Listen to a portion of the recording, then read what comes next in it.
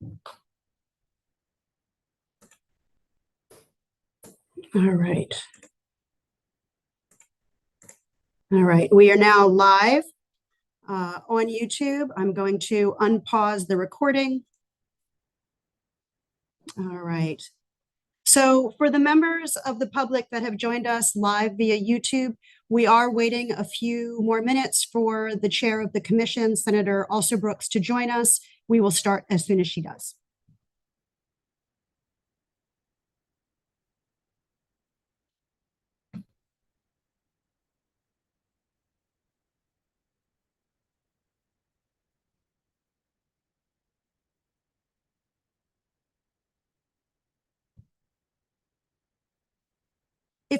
Because we have so many speakers, if you would like to the members of the commission that are already on, I could spend the next couple of minutes while we wait for Senator Alsobrooks going over the housekeeping items.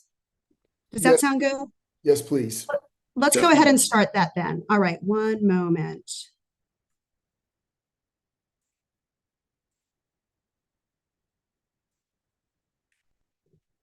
All right. All right, so tonight's session is going to begin momentarily. First, though, we'd like to share some details on how the meeting will be run. Speakers should ensure that their names are listed properly in the attendee list. This is because if you don't have your name listed properly, we will not be able to find you based on your registration, the name that you registered under. So please make sure those names match. Each speaker will be elevated from an attendee role to a panelist role. You don't get a special link to be elevated to speak. We just do that ourselves for you, and then we put you back to the attendee list. We'll say your name and indicate that it's your time when the time comes. And once that happens, you'll see a pop-up on the screen, and you'll just have to accept it to become a speaker. And it will indicate the host would like to promote you to become a panelist. When that box appears on your screen, please click Join as Panelist. There might be a slight lag until your screen is live, so please don't continue to click buttons. Just wait for it to go live. And then please make sure to unmute your microphone, and then it's up to you if you'd like to be on camera or not. If you're having technical difficulties, we will move to the next speaker and then return to you once that speaker is finished. If the difficulty persists, we will have to, unfortunately, skip your turn and see if we can come back to you later in the program, or you can email us and speak at a future meeting. When your 3 minutes is up speaking, you will be moved back to an attendee role. We are pretty firm on this. At 3 minutes, you will be moved back even if you are speaking. We do not do that to be rude. We merely have a lot of people to speak, and we want to make sure everyone gets their three minutes. You'll see up in the right-hand corner of your screen a timer, so you should know about how much time you have left. So please be sure to keep an eye on that. If you're cut off and you still have things that you wanted to share with the commission, please feel free to email that testimony to grac@maryland.gov. We've had an overwhelming response to the registration for these meetings. Unfortunately, that means that we may not get to all of those who registered to speak. Based on our time allotment, we anticipate that each speaker speaking 3 minutes will get to approximately 30 to 40 speakers. If you're registered to provide public testimony but are not called this afternoon, we ask that you register for the meeting on December 12th, and we will try to call those names first. You may also submit your testimony via email. I'm going to speak a little bit more about that at the end as well. Please remember that this is a listening session, and it's meant to serve as a way for the commission to hear your thoughts and concerns. However, any aggressive or inappropriate behavior or foul language will result in immediate removal from the meeting. Once you are moved back, you are still welcome to observe the remainder of the meeting. You may see a spinning wheel as you're being transitioned from a panelist back to an attendee.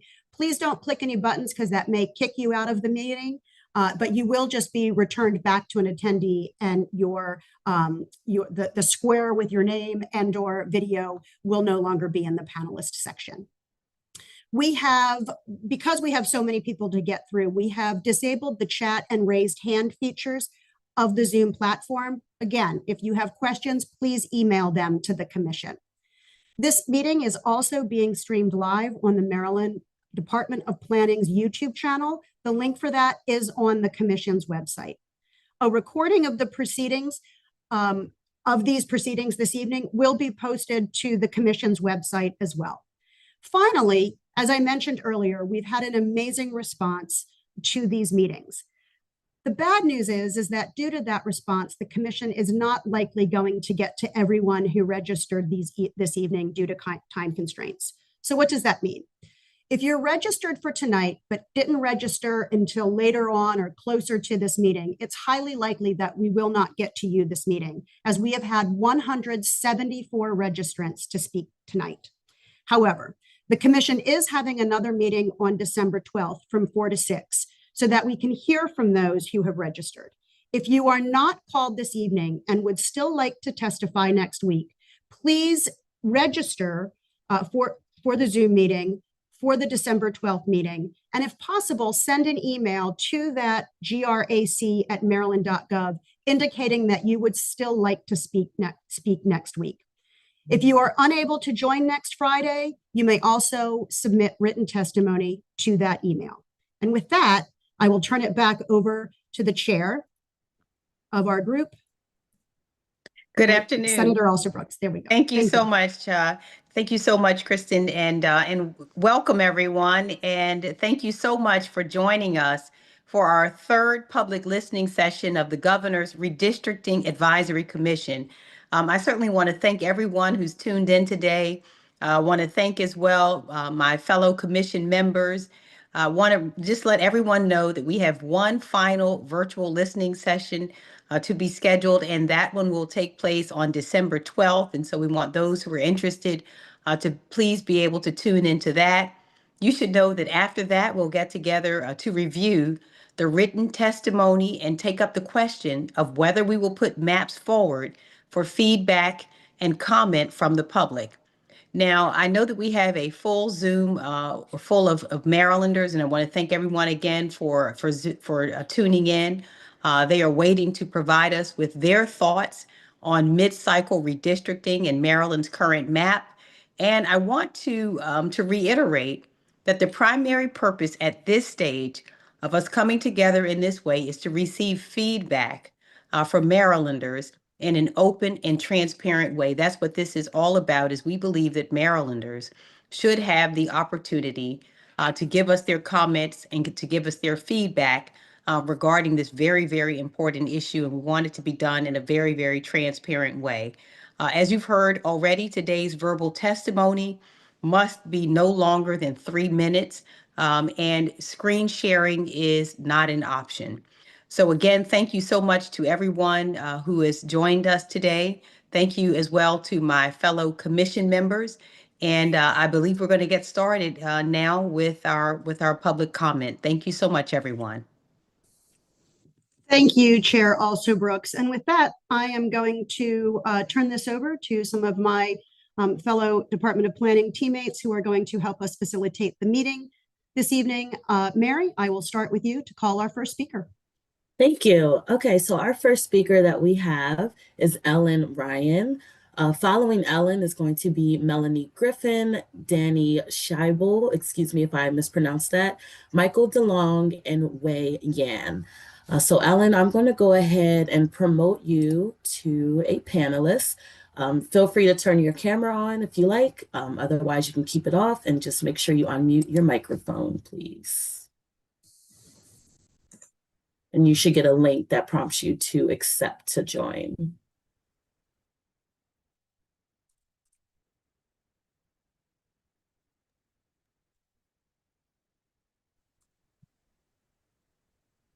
Ellen, if you're speaking, we can't hear you.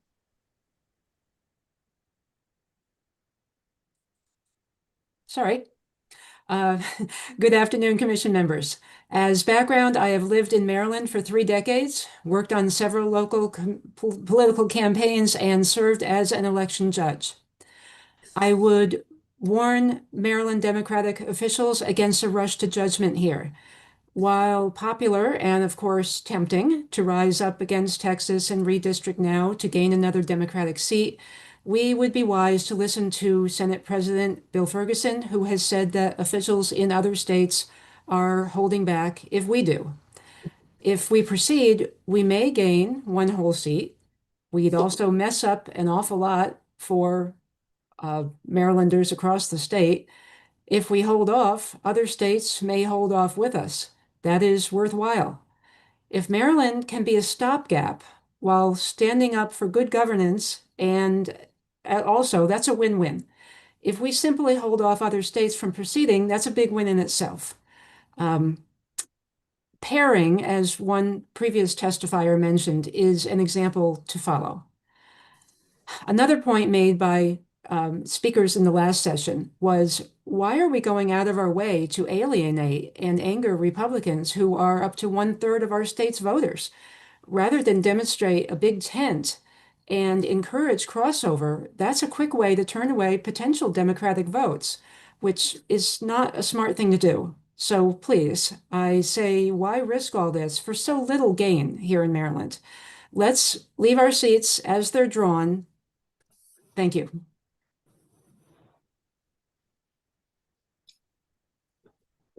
Thank you.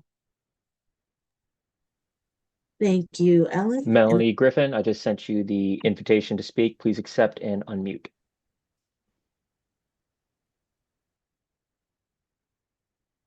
Hello.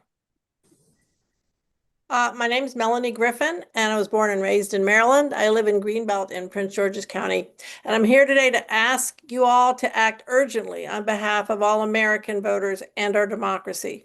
I'm a member of Third Act Maryland. We're a group of people over 60 who work to protect our climate and our democracy.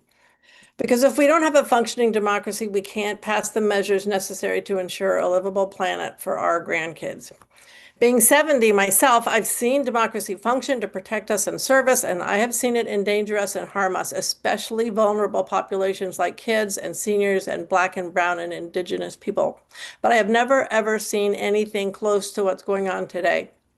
The GOP is pulling out all the stops at the federal level and in many states to rig elections any way they can.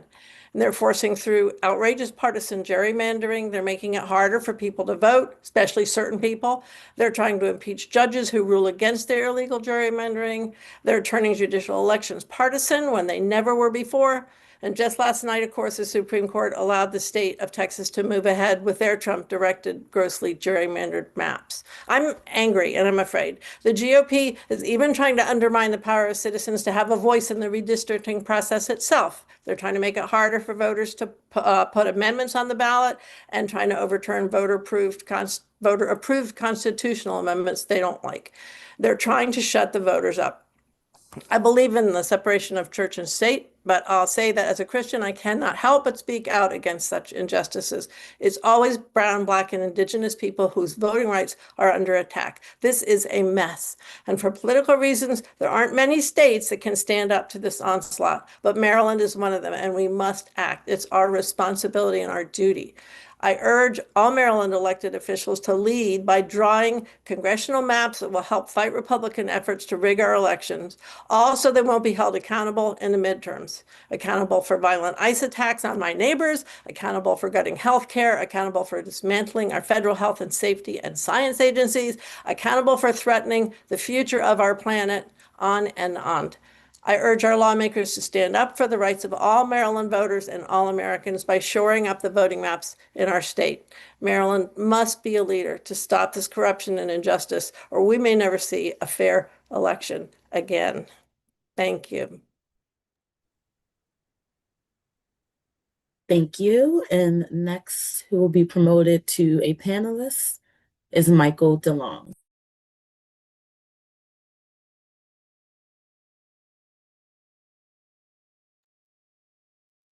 Michael, please accept the invite and be sure to unmute. Thank you very much. I'm Michael DeLong, resident of Silver Spring, local community advocate, and an active participant in local politics. Good to see you, Senator Alsobrooks, Senator Ferguson, Attorney General Frosch. I moved to Montgomery County a decade ago, bought a condo here a few years ago, and love Maryland, which is why I've made it my home. I strongly urge your support for Governor Moore's redistricting plan with the goal of looking at Maryland's current congressional maps to make sure they're fair.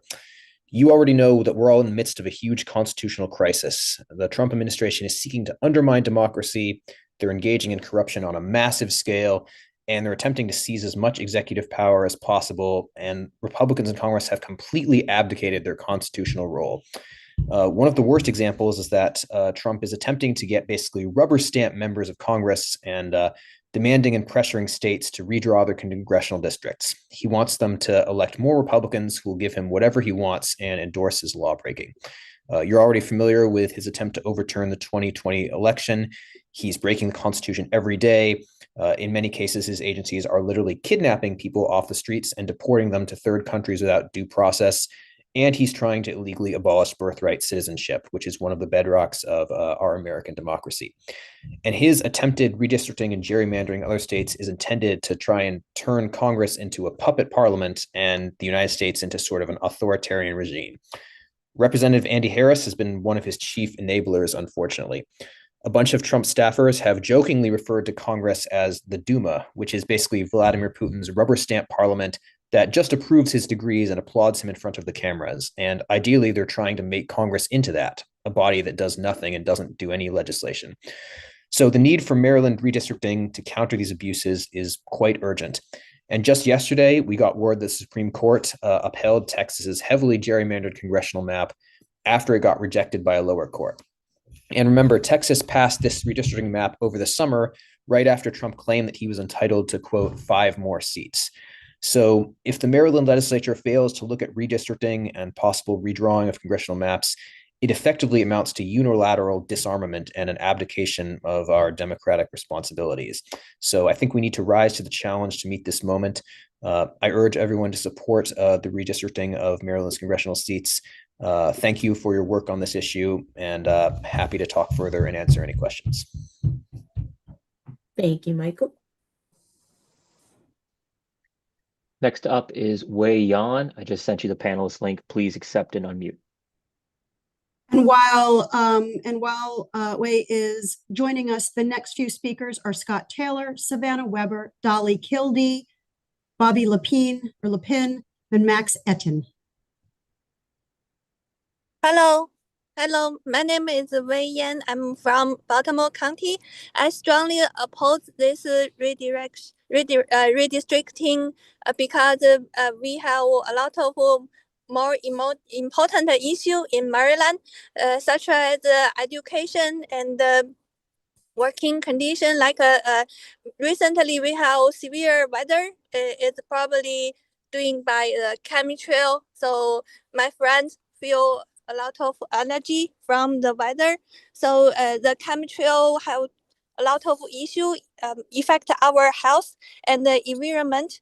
Also, a lot of trees die because of the chemtrail, and the weather shouldn't be controlled by human being. It should by natural stuff. And also our education, like the food for the children. We don't have very good healthy foods in the school, and even we put a lot of money, but we don't know where the healthy food. A lot of children have obesity and will less of nutrition. So it's a decade's problem. So we need more money to spend on the children instead of the redistricting, because the redistricting costs more than $30,000 or $50,000. And before government Moore become the governor, Governor Hogan have saved a lot of money for Maryland.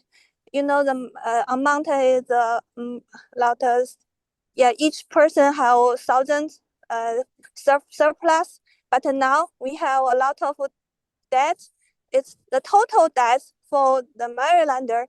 Probably when I search on AI, it's reached to 20 billion. So it's a lot of money. We also have more tax to pay. You know, it's a lot of burden to every Marylander. And the redistricting is not make any sense because we already have a lot of people in District 1, and they are all represented by Mr. Andy Harris. I don't know how you put more Democrat people in that district. And, in Maryland, we have a lot of people are Republican, and there are 16 counties are all Republican. They only Baltimore City and 7 counties voted for Democrat in the recent election. So why you don't? All right, our next attendee moving to panelist is Bobby Le Pen. I'm going to go ahead and promote you to panelist. Please accept and unmute your microphone.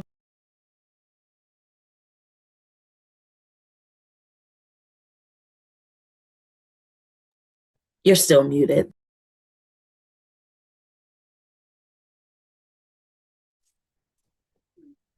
How's that? Good. All right, great. All right, sorry. I know that we all heard this, but just a few hours ago, the Indiana House passed their redistricting plans.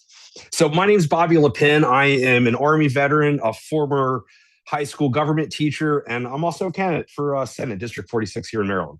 I wanted to give a visual description of what we're fighting. This is Project 2025, a nearly 1,000-page manual for dismantling American democracy as we know it. It's a blueprint to end reproductive rights, gut worker protections, supercharge mass deportations, dismantle environmental safeguards, and turn every federal agency into a political weapon.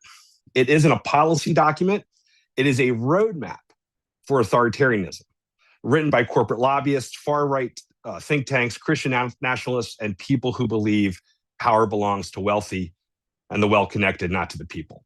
Now, this half represents what has already been completed, not proposed, not theorized, but completed in just 11 months. And we have witnessed where this got us. Mass police taking away our neighbors, the US military occupying American cities, science being overridden, civil servants being threatened, basically rights stripped away with just the stroke of a pen. This isn't a warning. This is what already has happened. This is a record of what has already happened. This half of Project 2025, this part isn't completed yet. This is the warning. This half eliminates food assistance, dismantles Medicaid, ends abortion rights nationwide, privatizes Social Security, guts public education, strips independence from the courts. It concentrates extraordinary king-like power in the hands of one president while taking more power away from ordinary Americans. This half can only be completed with the help of Congress. For the first time in 250 years in our nation's existence, we have a sitting president openly requesting that Republican-controlled states redraw congressional maps. Not for fairness, not for democracy, but to destroy the foundation of American democracy. We have the power in Maryland to be one of the states that answers back, not in gerrymandering, but to preserve fairness, to even the playing field. And with only a few seconds left, I just ask this, that at a minimum, that the voices of Marylanders should be heard, and this redistricting vote should be allowed to come up in both the House and the state Senate. Thank you.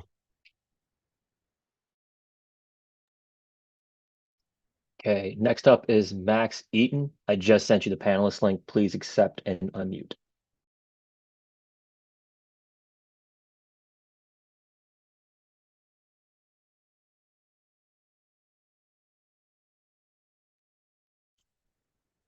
Hi, can you hear me?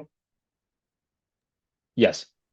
Hi, my name is Max Eden. I live in Olney, Maryland, and I'm representing only myself as a private citizen, no other organization.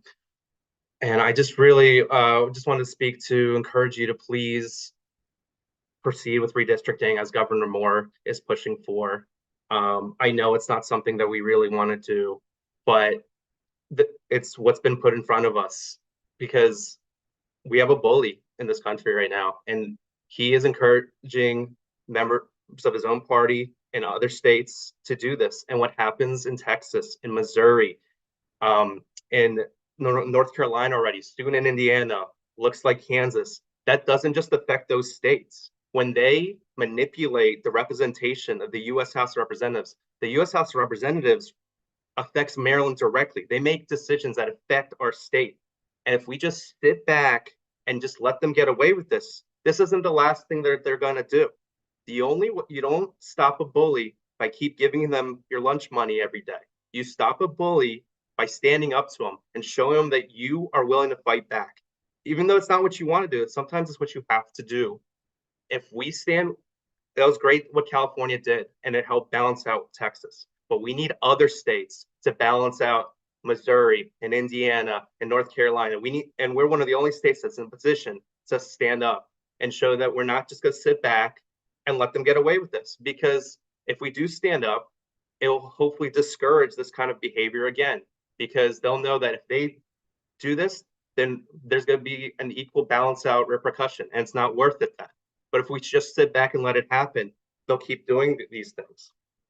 It doesn't just affect their states, it affects us here. And so I really encourage you to please look at redistricting. But we can do it a little bit different than them. I encourage you not just to do redistricting, but let's do it smart and let's do it with integrity. My understanding of the judge's opinion that struck down our last attempt was two issues. It was over partisan and it cut too many county lines.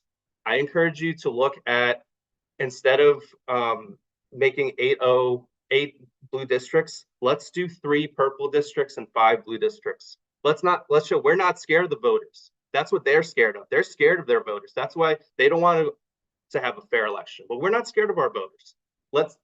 We have Democratic Party. If they want to control the House, they have the right message. We have strong candidates. We shouldn't be scared of purple districts.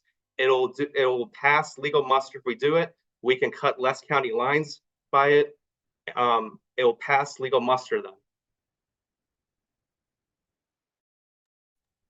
Thank you. Next up to speak is Ramiro Mata. I've sent you the invite. Please accept and unmute your microphone. Following Ramiro, we have Deborah Hill, James Dennis, Ken Fitch, and Mary Jane Monk. Ramiro, please unmute your microphone.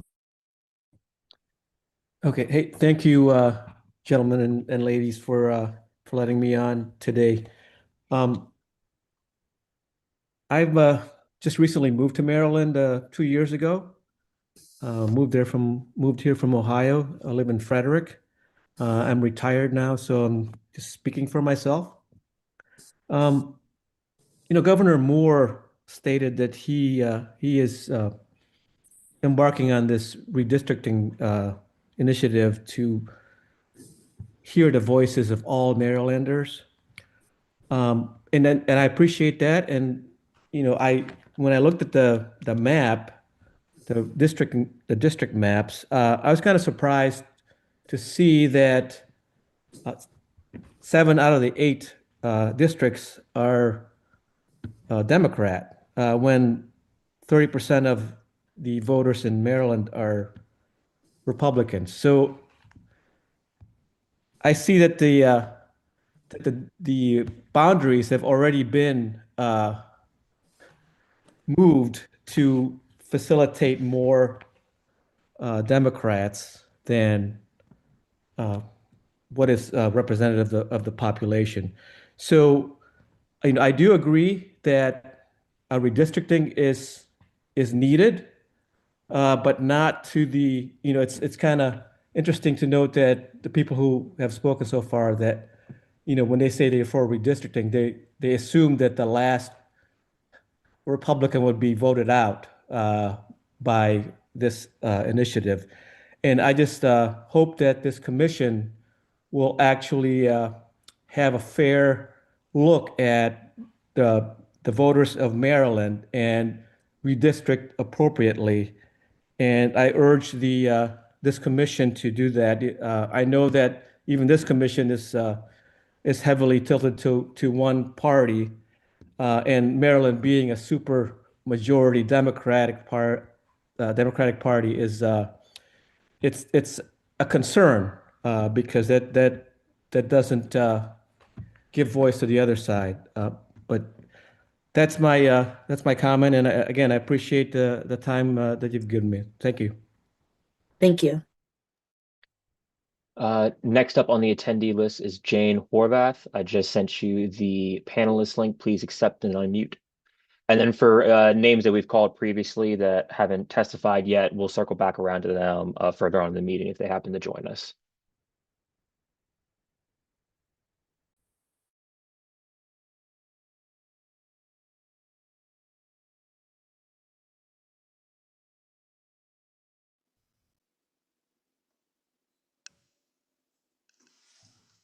Hi, my name is Jane Horvath. I'm from Prince George's County. I've been a resident here for over 30 years. And I'm a volunteer with a pro-democracy group called Indivisible. And I came to speak in support of redistricting and specifically creating a district that reflects the regional identity that has formed around the Route 22, Fort Meade, and Laurel areas over the recent decades. It's a corridor that operates as one unified community rather than three separate ones. You see it in the jobs, in the economy, in the housing patterns, and the daily movement of the people. Fort Meade is one of the largest economic engines in Maryland, and its workforce draws heavily from three counties, Anne Arundel, Howard, and Prince George's. The Applied Physics Lab and NSA contractors, cyber security firms, and federal installations all rely on this joint labor pool and an integrated regional economy. So within this, any redistricting plan should consider this district community to better connect the region and bring better shared representation. This community is rooted in federal employment, tech innovation, and shared transportation routes. And I know you have a very difficult decision ahead of you, and I really thank you for working on this issue. I think we need to redistrict to protect ourselves, to protect Marylanders and other people across the country from an administration that is, totally bent on reducing Medicare and Medicaid, income security, food security, and environmental protection. So we're doing it for more than just Maryland, even though it's an unfortunate decision that we need to make. Thank you.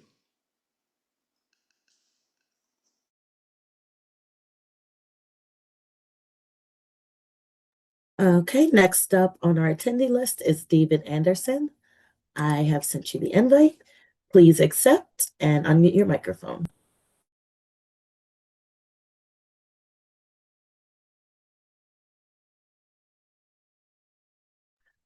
Your microphone is still muted.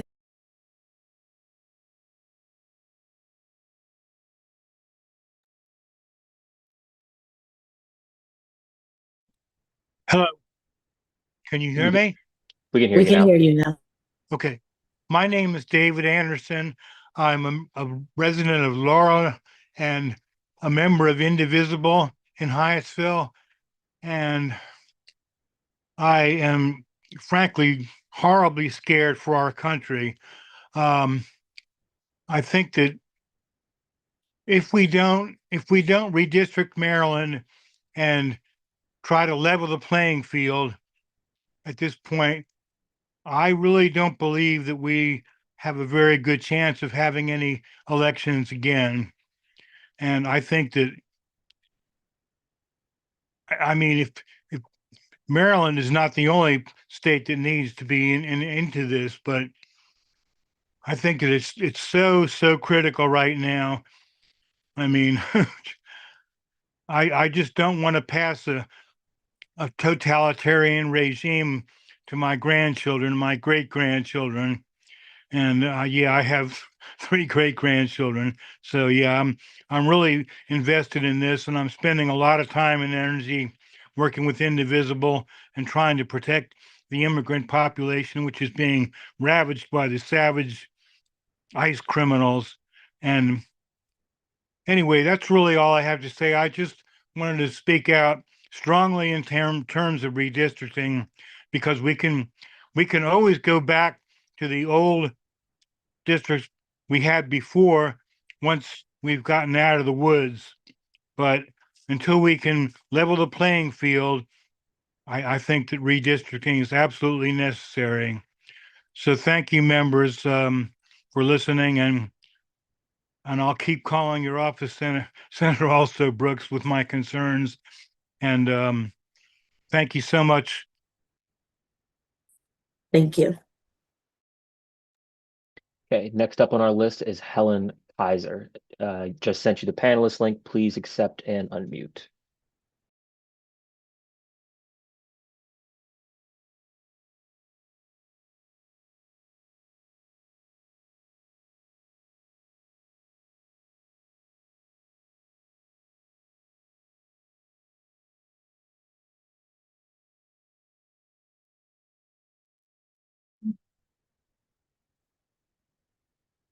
All right, good afternoon. My name is Helen Benesh Kaiser, and I reside in Hyattsville, Maryland. I have been here in Maryland for 7 years, having lived for over 42 years in Little Rock, Arkansas, and originally coming from the San Francisco Bay Area.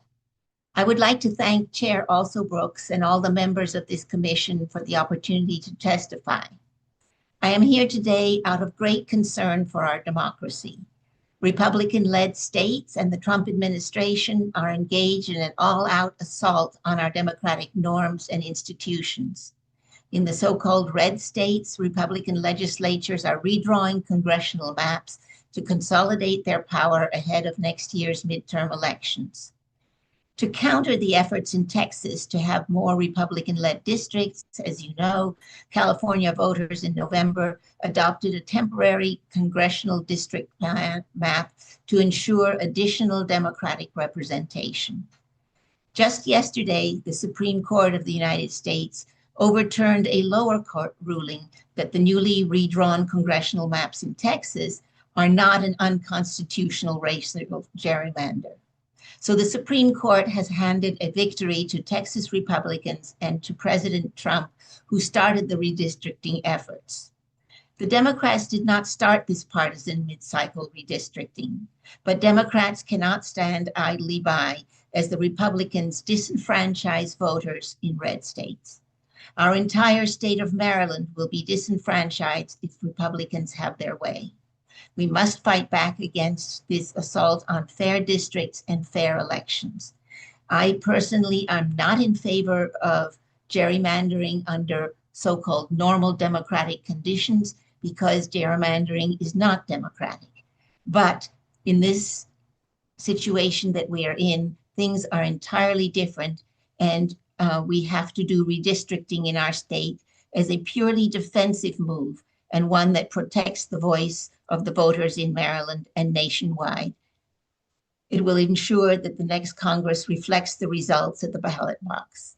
Furthermore, as I learned at the last hearing before this commission on November 18th, redistricting in Maryland would be of great benefit to communities currently poorly represented in Congress.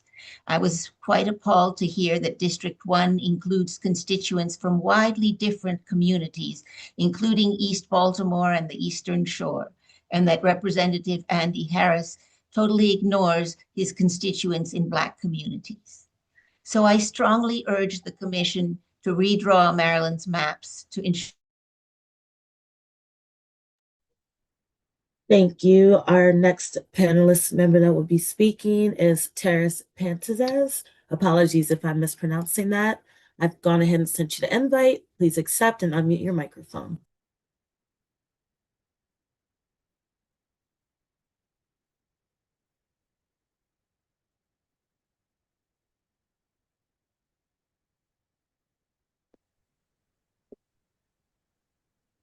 Am I on?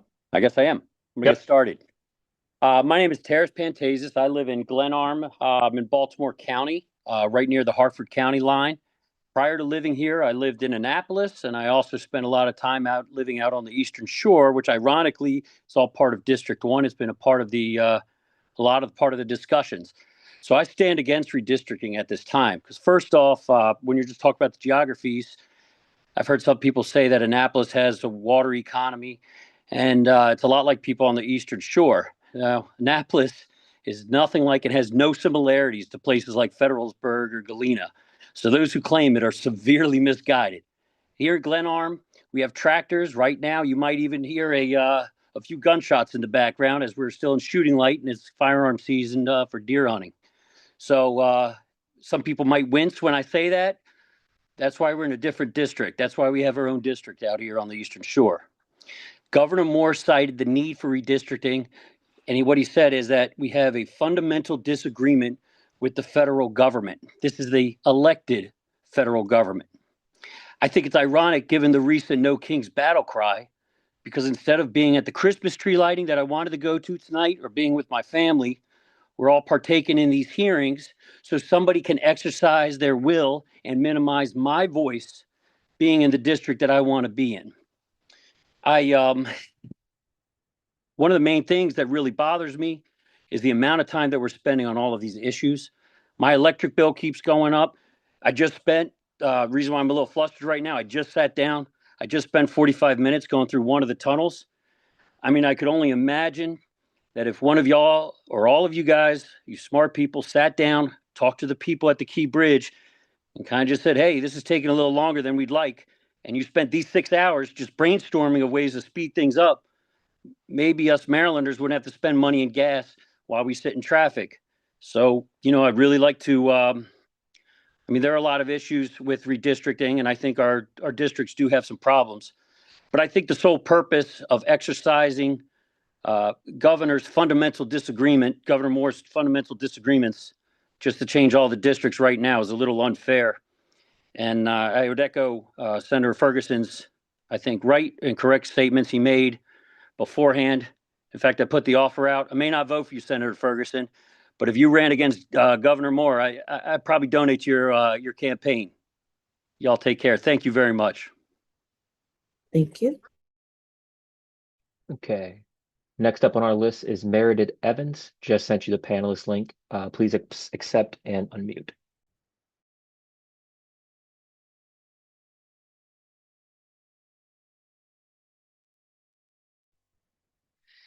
Thank you so much for holding this public comment commission meeting. My name is Meredith Evans. I'm a registered Democrat in District 15 and a member of Indivisible Montgomery. I'm here because I care deeply about the health and future of democracy in the United States and in Maryland. I strongly believe that we should pursue redistricting to preserve democracy in the United States. We cannot sit by while some Republican politicians change rules to fundamentally reshape our democracy, disenfranchising millions of American voters in the process. Like many in Maryland, I wish we were not placed in this position, but this is already the second time that Texas Republicans are redistricting mid-decade. The first time there were no consequences. We must stand united in showing that we need balanced rules across this great country, and imbalances of steal power from the majority will not be met with a shrug in Maryland. My concerns about this are not theoretical. I've spent meaningful time in countries where democracy is fragile, eroded, or absent altogether. In Ukraine, I witnessed people protesting at great personal risk for the right to have a genuine voice in their political system. I have friends in Ukraine who have died fighting because of the challenges they've faced with democracy. In Russia, I saw what happened when electoral processes exist in form but not in substance, and when election systems are drawn to entrench the power of those already in control. In China, I experienced firsthand what it means to live in a system where citizens have no meaningful avenue to influence those who govern them.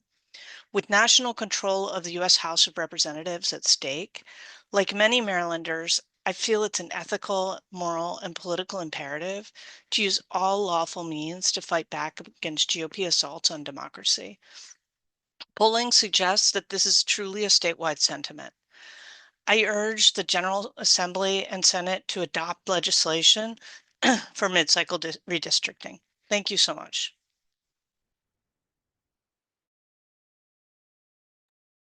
Thank you. Next to speak is Stephen Pressman. I've sent you an invite. Please accept and unmute your microphone.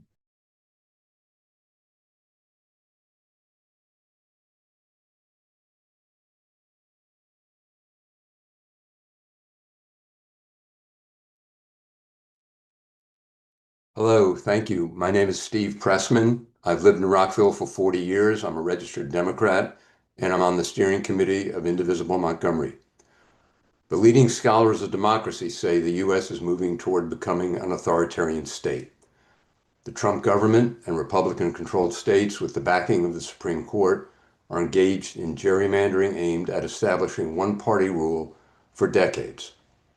The states that actually believe in democracy, like Maryland, have to respond in kind by redistricting. We have a chance to level the national playing field and produce a more fair national outcome next year. I wish we didn't have to. Like others who have spoken, I oppose partisan gerrymandering on principle, and I'll work for national nonpartisan maps when that becomes possible. But it's not possible now because MAGA Republicans have rejected all norms of fairness and good government. We need legislation prohibiting partisan gerrymandering, and the only way that will happen is if Democrats win back federal power. Maryland can help. Redistricting is the tool we have. We may not like that, but we can't be afraid to use it. There is risk, but business as usual won't work against a ruling party that doesn't care about rules. Democratic leaders must not default to their usual risk avoidance. There's too much at stake. Senator Ferguson said accurately that Republicans are engaged in, quote, an all-out attack on the core of democracy, unquote, and that Maryland should, quote, demonstrate the power of states in checking a lawless president, unquote. To recognize the threat, but then refuse to act because you want to, quote, focus on policies that will tangibly improve lives, unquote, is indefensible. It accepts failure, and it presents a false choice. The legislature can do both, check this lawless president and improve lives. Checking this lawless president will tangibly improve lives. Maryland has a clear choice. It can help achieve fair federal elections, or it can do nothing, hope for the best, and face the consequences. History and the voters will not be kind to elected leaders who were paralyzed with fear when faced with an all-out attack on the core of democracy. As my Congressman Jamie Raskin recently said, it is a political and ethical imperative to fight back. Thank you. Thank you. Next up is Delegate Chisholm. I just sent you the panelist link. Please accept and unmute.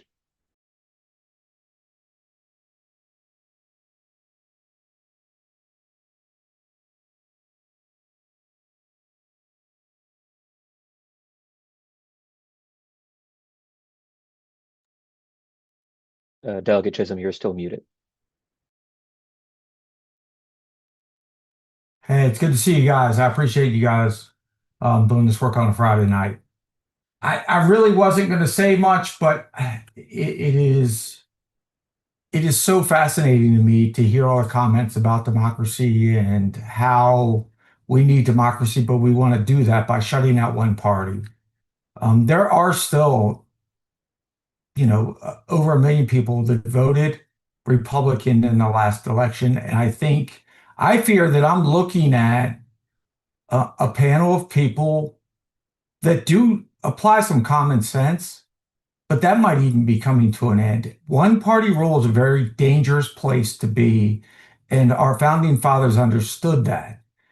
I was there in 2020, as many of you were, and if we take these maps back again, it's a tremendous waste of resources. And for once, I actually agree with the guy that said, let's go with 3 purple and 5 blue. I'll take it. Let's go. Because that's not where we are right now. If you're a Republican, I'm going to give you my perspective as a Republican that respects all of you, and I've worked with all of you, and I've talked to all of you. If we go back and make this a one-party state dominant, it is going to be very dangerous for everybody, including the Democrats. And I think that all of you probably understand that. All we want as Republicans, as conservatives, is just to have our voices heard every once in a while. Andy Harris is the last one. I fear that too many people look at politics in this static time frame. Yeah, if we redistrict, we get rid of Andy Harris and we crush Donald Trump. You're not going to crush Donald Trump by getting rid of Andy Harris. You're going to crush Maryland. And that's my concern. I think that everybody's voice needs to be heard. We understand we're in the deep minority in the state of Maryland, but everybody's voice needs to be heard. That's what the founding fathers believed in. They believed in open debate. And through that, they didn't expect things to go through fast. They expected everybody's voice to be heard and then measured, and then good governance comes out of that. When you go to one party state, it's funny how many people talk about authoritarianism. That's one party state. That's authoritarianism. And that's a dangerous place for everybody to be. I appreciate what all of you guys are doing. I appreciate this commission, but I think deep down in your heart, and I think some of you have even voiced this publicly, this may not be the greatest idea in the world for the state of Maryland at this time. Thank you. Thank you. Next to speak is Nathan Davies. I have sent you an invite. Please accept and be sure to unmute your microphone.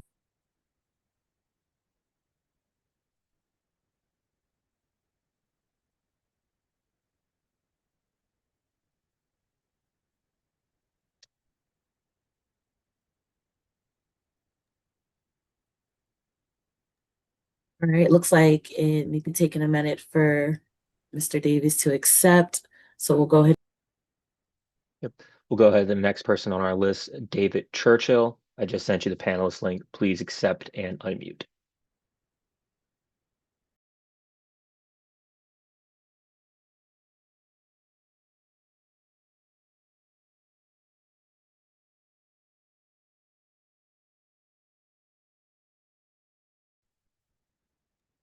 Hello, thank you for having me. I just want to thank the commission. As a lifelong Maryland voter and Chevy Chase neighbor who strongly supported you as my senator in District 16, Senator Frosch, I'm registered as a true blue progressive Democrat, and I strongly oppose the policies of the current U.S. president that was selected by the Electoral College. I urge all members of this commission and all elected officials to reject redistricting proposals that are designed for partisan outcomes. The proposed redistricting scheme continues gerrymandering, which has been hurting voters since 1812. Our congressional district should follow existing municipal boundaries like county lines, and our state should stand as a beacon of democratic principles and democracy and as a laboratory for evidence-based policymaking. Maryland must look at the bigger picture, take the moral high ground, and we need an independent redistricting process in all 50 states, starting with our own. At this point, robust arguments have and will be given. Please support the positions of good government organizations, Fair Vote, the National Council of Jewish Women, the League of Women Voters of Maryland, and Common Cause Maryland. If you agree and are on Facebook, please join our group to stay connected and informed. It's no more gerrymandering in Maryland. Thank you. That's it. Thank you. Next to speak, we have Kaue Darocha. I've sent you an invite. Please accept and be sure to unmute your microphone. Hello. Y'all can hear me, right? Yes. All right. As you can tell, I haven't been on this earth for very long. I've been on this earth for 19 years, and recently I have been seeing things that are terrifying me, especially in the federal government, and especially with how things are going in Congress. And one way that we can prevent this is via gerrymandering. And while I deeply, deeply despise gerrymandering as a concept, while it is legal federally, we cannot stand by and watch as Texas goes and gerrymanders. We cannot watch as other states, at the whims of a president, to just create partisan districts, and we must stand alongside California, alongside other democratic states who are standing up to this to this assault on our democracy, and also redistrict ourselves. After this is all said and done, we can talk about on the national scale banning gerrymandering. But while it exists, and while it is a tool that the other side is using to stomp on our democracy, we can't sit idly by. And that's all I have to say. Thank you very much. Thank you. Thank you. Next up on our list is Dorian Rogers. Dorian, I just sent you the panelist link. Please accept and unmute.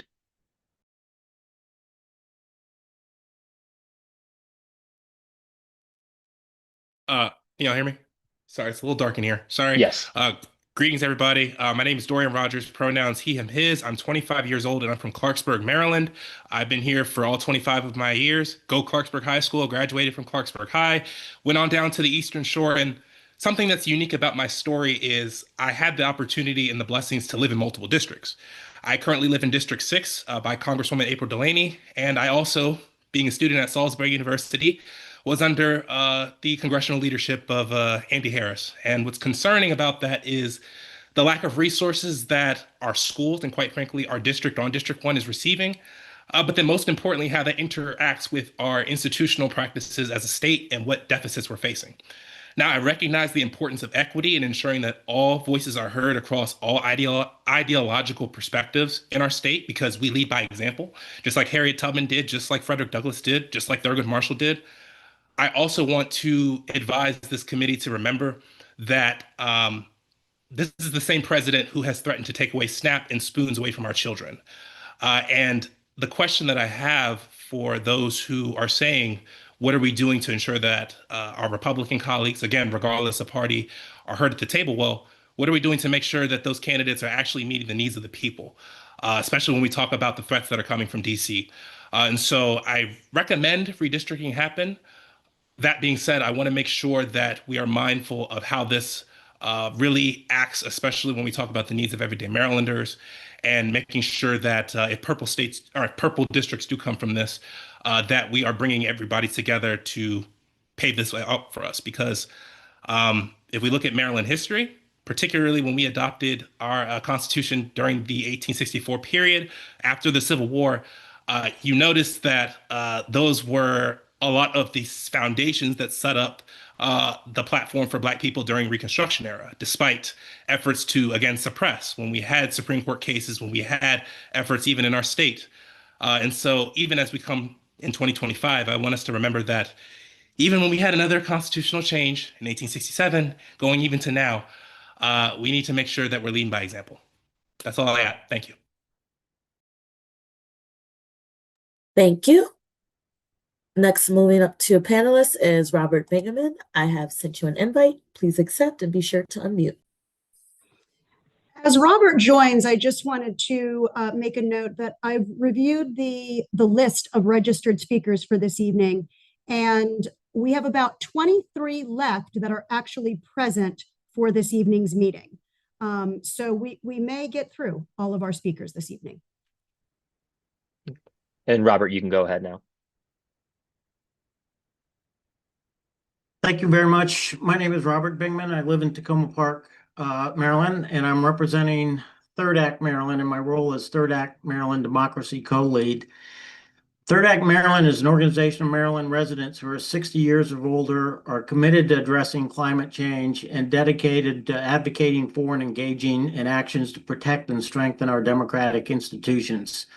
I'm here to express not only my personal support for redistricting, but also go on record with Third Act Maryland's organizational support for these legislative efforts. Our democratic institutions and civil liberties are under attacks that, if successful, have catastrophic consequences for individuals, communities, and the planet. A particular concern to Third Act members are the rollback and abandonment of environmental protections and the failure at the federal level to address the existential crisis of climate change. Now is the time to challenge policies at the federal level that favor the privileged and that put the most vulnerable of Maryland residents and communities at risk. Across the country, anti-democratic forces led by the Republican Party have initiated redistricting efforts. These efforts are, by their own admission, designed to manipulate the will of voters to ensure power will remain in Republican hands. Peaceful, nonviolent resistance is a key operating principle of Third Act, but total passivity in the face of undemocratic attacks is not viable if we are to preserve democracy. Working to ensure that we have a functioning democratic institutions is critical to ensure that all voices are heard and represented. Maryland must respond to the assaults on our democracy. I conclude by thanking the Commission for this opportunity to testify and reaffirm Third Act Maryland support for redistricting legislation. Have a great evening. Thank you. Thank you. Next up is Ellen Hornstein. I just sent you the panelist link. Please accept and unmute your microphone.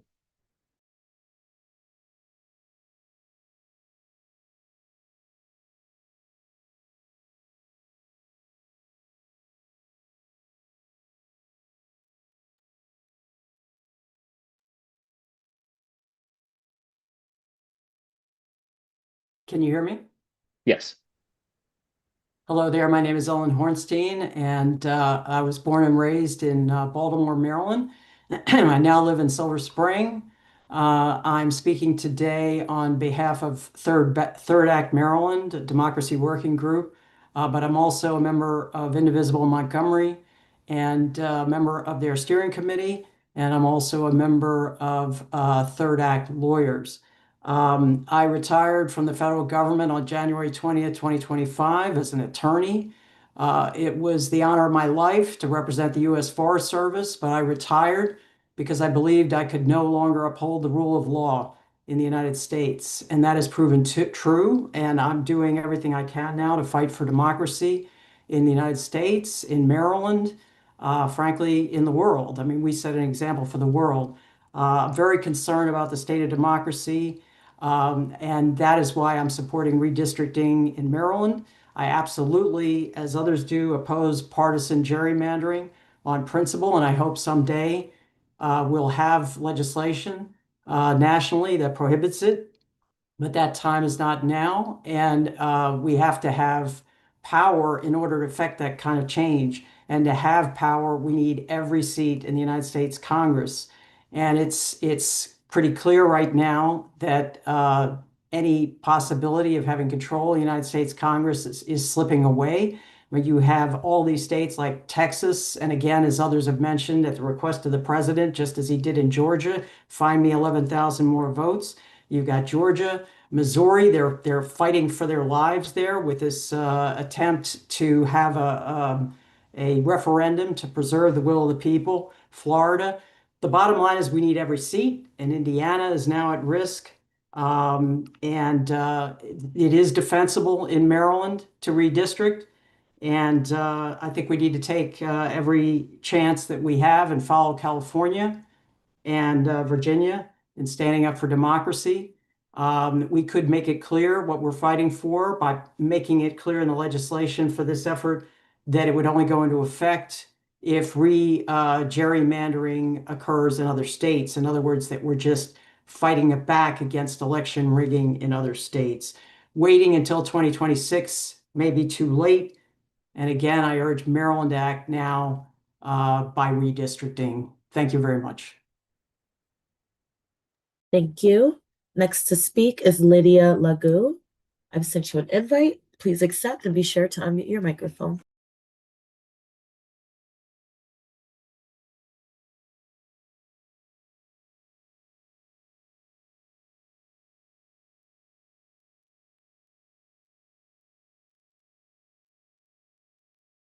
Hello, am I on? Yes. Yes. Hi. Good afternoon, commissioners. My name is Lydia Legue, and I live in Frederick, Maryland, where I moved about 6 years ago, having lived previously. I grew up in Texas. I lived 30 years in Wisconsin and a number of years in North Carolina and Missouri, all states heavily impacted by gerrymandering.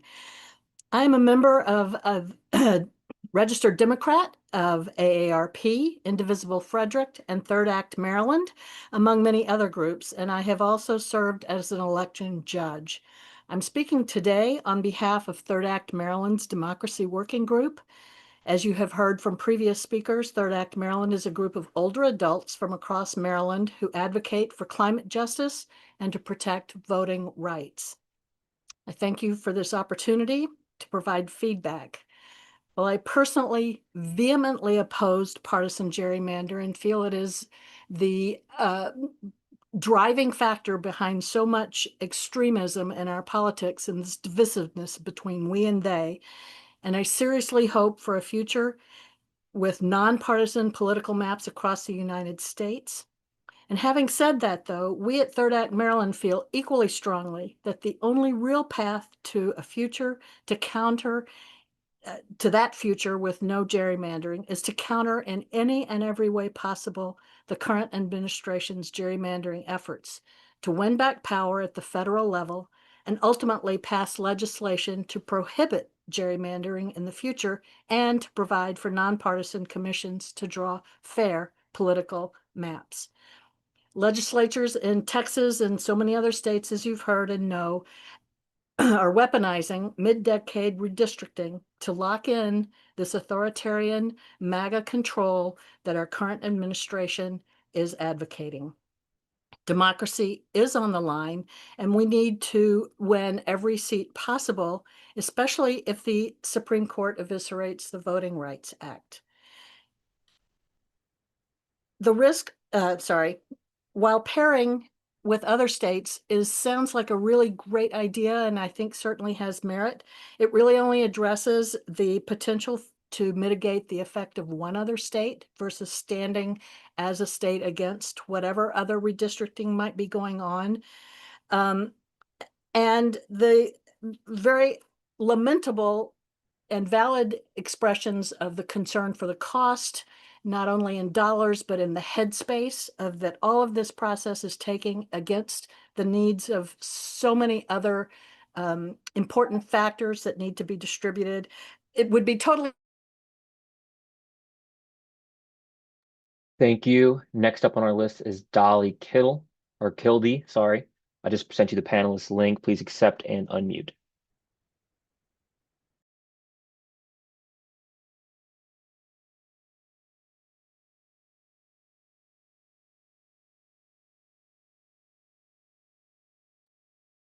Dolly, you're still muted. I'm sorry. Okay. Thank you, members of the Redistricting Commission, for this opportunity to speak to you today. My name is Dolly Kildee, and I am speaking for myself and for 20,000 plus public school support staff, faculty, staff, and graduate student workers at institutions of higher education, child care providers, nonprofit workers, and other workers, all members of SEIU Local 500. Redistricting whenever it suits you is wrong. However, when Texas first did it about 20 years ago, everyone else just sat back and let it happen. Now, at the urging of the president, Texas decided to do it again. Fortunately, we now have states that say, I don't think so, and are fighting back. Maryland needs to be one of them. Some say we only have one seat to consider. Why bother? However, we are not the only state that with one seat being considered. There are others. Do the math, and it gets more meaningful. Another argument put forth in a recent article is that by debating this redistricting, we're spending time that could more wisely be spent on issues of jobs, economic development, the climate crisis, civil rights, voting rights, healthcare, education, and our budget challenges. However, advocating for these issues is what congressional control is all about. Then there's also a concern about Maryland Republicans not being represented in Congress if they lose their one seat. However, it's their fellow Republicans who instigated this, and it can all go away if the Republican House passes H.R. 4889, introduced by California Republican Representative Kevin Kiley, which prohibits states from carrying out more than one congressional redistricting after a decennial census and appointment, and is retroactive for any changes made during this decade. Finally, when Representative James Clyburn, House Minority Leader and Leader of the Democratic Caucus, Hakeem Jeffries, Maryland District 8's Constitution expert, Jamie Raskin, Maryland Governor Wes Moore, Maryland Senators Chris Van Hollen and Angela Also Brooks, all supporting the redistricting, how can Maryland do otherwise? Maryland needs to stand up to this Republican bullying and do what's right. Redistrict. Thank you. Thank you. Next up to speak is Jim Smits. I just sent you an invite. Please accept and be sure to unmute. And as we're doing that, I will also share that the next speakers are Michael Kepferl, Christopher Cano, Cheryl McLeod, Peter Richkus, and Sarah Pan. Okay. Jim, you can go ahead.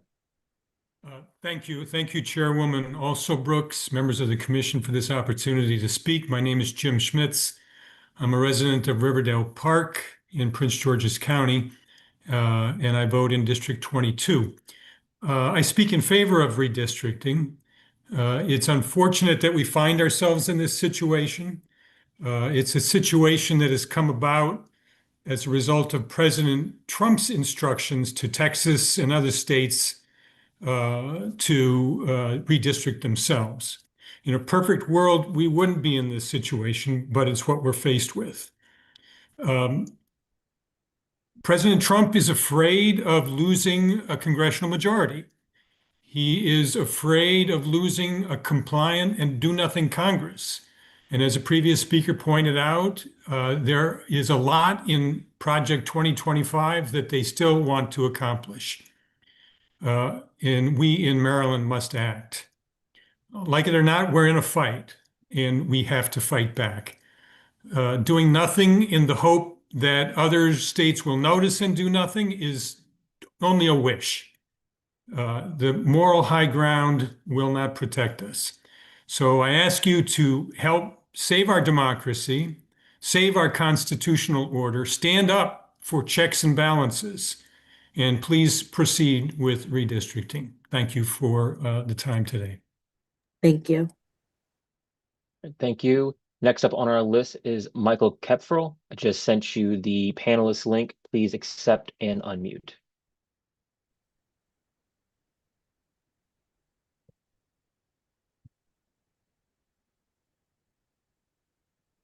Can you hear me?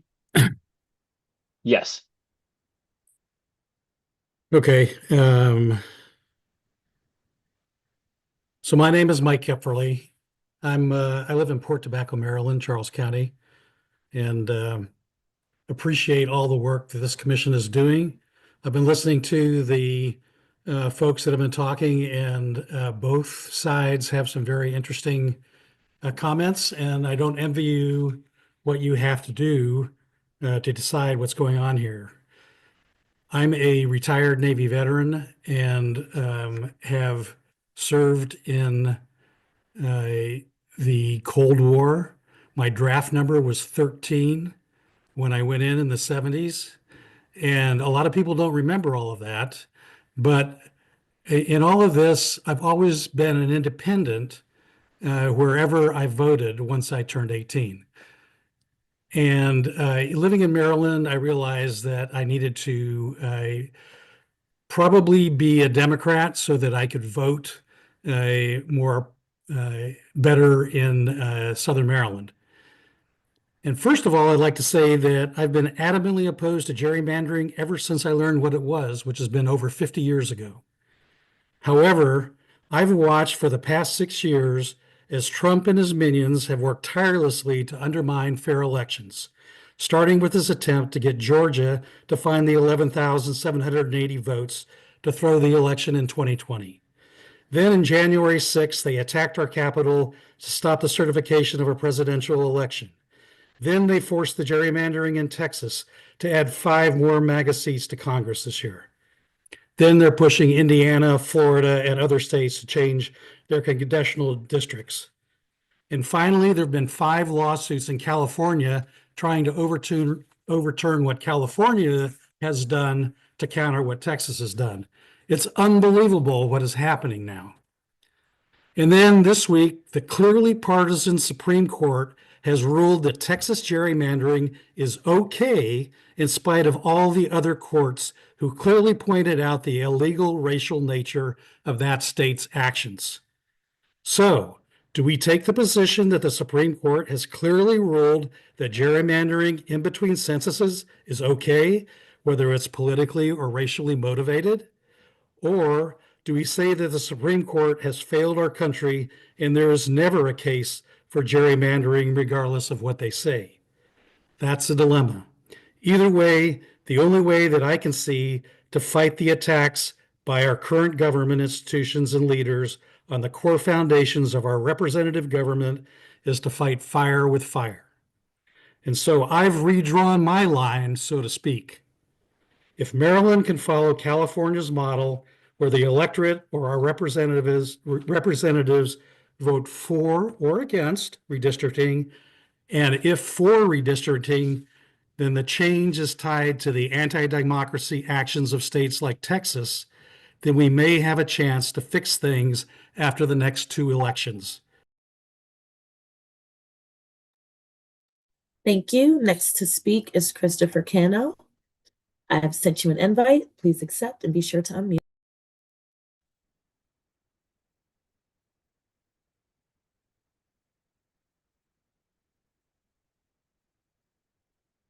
You're still muted. Thank you for the opportunity to testify today. My name is Christopher Cano, Director of Political and Legislative Affairs for SEIU Local 500, which represents over 20,000 members across Maryland. Our members are child care workers, educational support staff in our public schools, higher education workers, and nonprofit workers keeping our state running. And I'm here today in support of a redistricting approach that reflects the lived reality of Marylanders. As an Anne Arundel County resident for the past 6 years, I've seen how connected the lives of our fellow Marylanders are in Anne Arundel, Kent, and Queen Anne's counties. Residents of the Bay Bridge communities across the Chesapeake travel for government work, healthcare jobs, service industry positions, and higher education opportunities. The workforce flows in both directions, and the economic relationships are stronger now than ever before. Maryland is a state undergoing real and measurable demographic change. Population shifts, whether driven by economic development, housing patterns, or changing school enrollment, do not wait for the bureaucratic processes to catch up. Commuting patterns of these communities tell the story clearly, and for many families, Annapolis and Anne Arundel County are a significant economic center of gravity. It's where they work, where their children engage in social activities, and where they access essential services.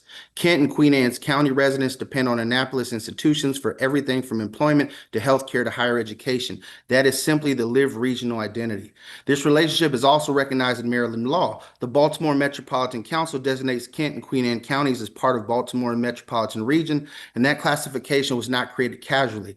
It reflects longstanding economic, transportation, and planning relationships that tie these communities to the Western Shore rather than the more distant regions. When we look at representation, we should honor these real-world connections. Redistricting should ensure that communities who share a workforce, a transportation corridor, and a regional identity are able to be represented together. Keeping Kent and Queen Anne's County and Annapolis aligned gives residents a voice that reflects their daily lives, not outdated assumptions about where regional boundaries should be used. I urge the committee to use these facts as an anchor. Marylanders should be represented within districts that reflect how they live, work, and move through our state. In the case of Kent County and Annapolis, the tie is clear. It is longstanding, and it should be the guide to your decisions. Maryland has an opportunity to model a modern, responsive, and data-driven redistricting approach that puts residents first. Redistricting is one of the most consequential actions that government takes. Every other policy issue flows downstream from representation. Maryland already leads on many fronts, and strengthening our map drawing process is a natural extension of our commitment to transparent and equitable governance. By adopting a system that allows for mid-cycle adjustments, whether based on defined population thresholds, judicial findings, or the recommendation of an independent commission, we create safeguards that maintain fairness, whether or not there is a political will in any given year. Midterm redistricting is not about advantaging one party over the other. It is about ensuring Maryland. Thank you. Cheryl McLeod, I just sent you the panelist link. Please accept and unmute.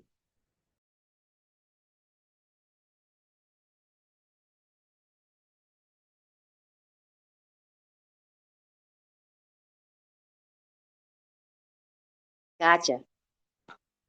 Hello? We can hear you. Oh, great, great, great. I can't see you guys. Oh, that you already said that. I'm sorry. I'm using time. Hello, my name is Cheryl McLeod, and my zip code is 21075. And I am an educated Black voter. I am also one that firmly believes that when they go low, we go vote. And I am concerned because I have also been a census enumerator. I have also been an activist on voter protection and an election worker. And I am here to speak for those who are not here, who are the foot soldiers who have to then conduct the elections that happen, the enumerators who have gone to seek out those who've been invisible, such as the homeless and shelterless and immigrant families, etc. To me, census makes sense. We had a census. Based on the census, we were telling people, based on the population, that you would receive certain services and you would also have the opportunity to vote for whoever was in your particular district. What we have happening right now, I plead for you to please listen to the election officials and those of us who are the foot soldiers who are going to have to make sure that our individual voters are not disenfranchised. Look at the data. In so many times, people have left their polling places when I've asked them, did you vote today? Their answer was, no, I thought my voting place was one place, but it actually ended up now at another. Many of those people don't go to the other place, they just don't vote. And I believe that if you really want this to work, that this is not the time. We have a budget deficit where everyone is going to be in need of services, and some people are not going to get what they've asked for. But we must look at this state of Maryland and make sure that the individual voter is not disenfranchised. My role is to make sure that every Marylander who is eligible to vote has the ability to vote. And I have a concern that in this circumstances, the timing is just not there. As a leader, we have 7 blue districts and 1 red. Why have we not, as the 7 districts, made sure that everyone, regardless of zip code, is receiving all of the services that they can? Thank you. Next to speak is Peter Richkes. I have sent you an invite. Please accept and be sure to unmute.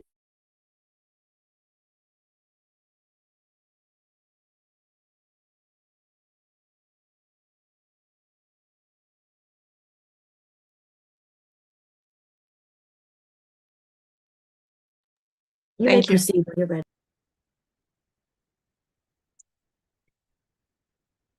Thank you, Chair Also Brooks, Commissioners, for the opportunity to speak. My name is Peter Richkes.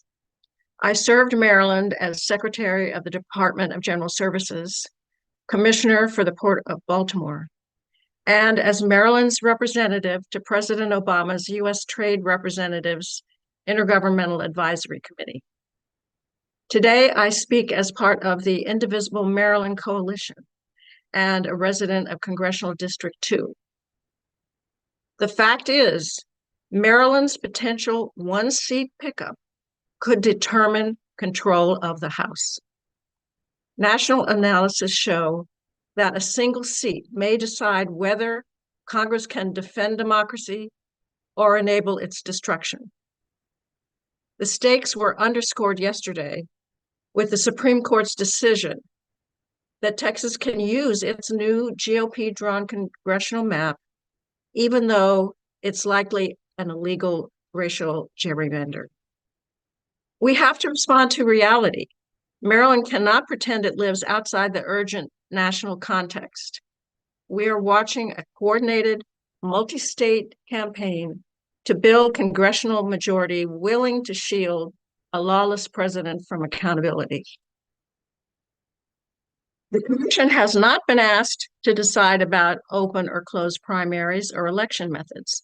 The question is whether Maryland will use its constitutional authority to ensure fair representation and to prevent other states' manipulated maps from determining the future for all of us. A mid-cycle redistricting can correct Maryland's real representational distortions, starting with District 1, a textbook gerrymander that has left hundreds of thousands of Marylanders feeling underrepresented. The 2022 court ruling that rejected the General Assembly's redrawn congressional map, it's been criticized as wrong on the law. Regardless, nothing in that decision prevents mid-cycle action. And action now is what is wanted. Polling shows a majority of voters across political spectrum support redistricting because they understand the stakes. They know that democracy is not self-sustaining. No one is coming to sustain it, to save us. Maryland needs to send a clear signal. We will not allow anti-democratic gerrymanders elsewhere to dictate our fate. Thank you. Thank you. Next up on our list is Sarah Pan. Sarah, I just sent you a panelist link. Please accept and unmute.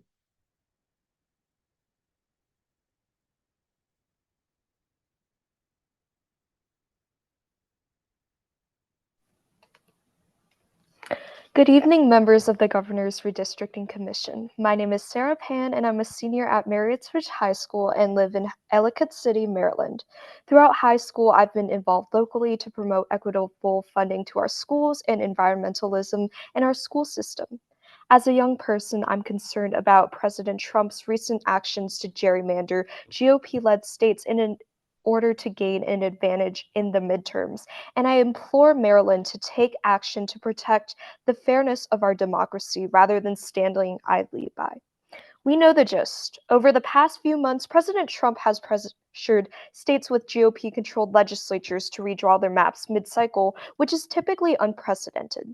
Now, Texas, Missouri, and North Carolina have followed suit. It's clear that President Trump is doing this as a power grab to gain an advantage in the 2026 midterms because he knows his policies are deeply unpopular. When GOP-led states are playing political games to rig maps in their favor, it's clear they're trying to further diminish the power and voice of voters. In Texas, the redrawn maps have packed Black and Latino voters into fewer districts while diluting the population of them in others, weakening the voting power of marginalized communities. When voting, one of the most fundamental ways to engage in our democracy is being threatened, it further reinforces the narrative that our voices don't matter. Maryland faces a choice. We can either choose to stand up to Trump's power grab and level the playing field nationally, or we can choose to do nothing, and choosing nothing only favors the status quo. If these GOP-led states have initiated redistricting in order to rig the midterms in their favor, who's to say that they won't continue redistricting in other states to further tip the scales, even if Maryland chooses not to respond? GOP states won't just stop just because we try to hold out of moral high ground. Otherwise, they wouldn't have initiated this process in the first place. We also forget that our democracy is at stake, as just this past year, congressional Republicans have tried to pass the SAVE Act, instituting strict citizenship requirements, which could deter millions of women, seniors, and marginalized voters from voting, making our democracy even more inaccessible. Next year, I'll be voting for the first time, and I want to vote in a system knowing that my vote actually matters on a nationwide scale, rather than predetermined to skew towards the status quo, one that threatens the healthcare, food assistance, safety of marginalized voters, and the future of young people.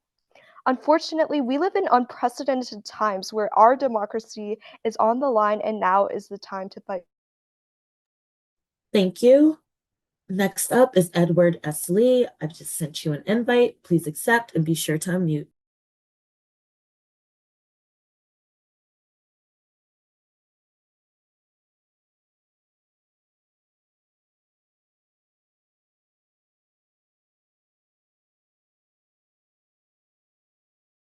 You're still muted if you're trying to speak.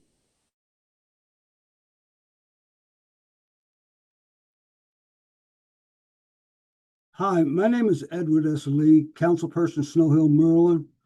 I want to thank Chair Chair Alsa Brooks and the members of the commission for the opportunity to speak today.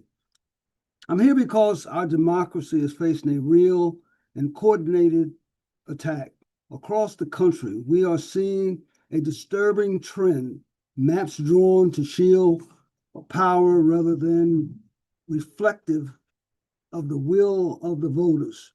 These efforts weaken the core premises of representative government, allowing elected officials to choose their votes instead of voters choosing their leaders. Maryland cannot stand by as these assaults on democratic norms sweep the nation.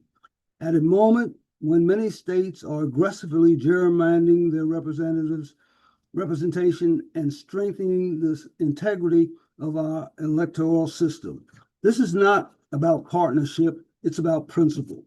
When maps are manipulated for political gain, it harms every Maryland voter, rural voters, urban voters, long-established communities, and newer residents alike. It diminishes our voice in Congress, and by extension, it weakens Maryland's influence on issues that shape daily lives: economic investment, infrastructure, environmental protection, public health, and civil rights enforcement. Dr. Martin Luther King Jr. reminded us that we are tied together in a single garment of destiny. That truth applies to voting rights as much as anything. When voters in other states are silenced through extreme gerrymandering, it affects the balance of national representation and ultimately the power of Marylanders' own elected officials to advocate for us. States like California, Virginia have already stepped forward to safeguard fair mapping principles. Maryland must be equally firm. If we do nothing, it is not neutrality, it's surrender. Protecting fair districts is an act of democratic self-defense. I urge this commission to adopt maps that reflect fairness, transparency, and the true voice of Marylanders. Maps that ensure every community, large or small, rural or urban, Black, brown, white, indigenous, immigrant, young, and elderly, it is represented accurately and honestly in the 2026 and beyond. Thank you. Next up on our list is Kelly Esslinger. I just sent you the panelist link. Please accept and unmute.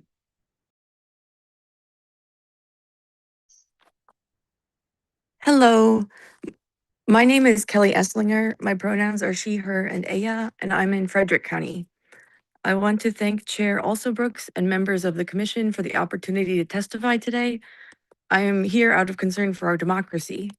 Across the country, Republican-led states have turned their attention to congressional redistricting, gerrymandering maps, in an attempt to prevent their political opposition from taking office, and an attempt to silence their own constituents to force their unpopular agenda. Maryland cannot stand idly by while our nation's democracy erodes. We need Maryland to fight back by redrawing our maps. This is a purely defensive move that protects the voice of the voters in Maryland and nationwide from systematic disenfranchisement and will ensure that the next Congress reflects the results at the ballot box. I urge the Commission to redraw Maryland's maps and to ensure that voters are heard fairly and accurately in 2026. Thank you.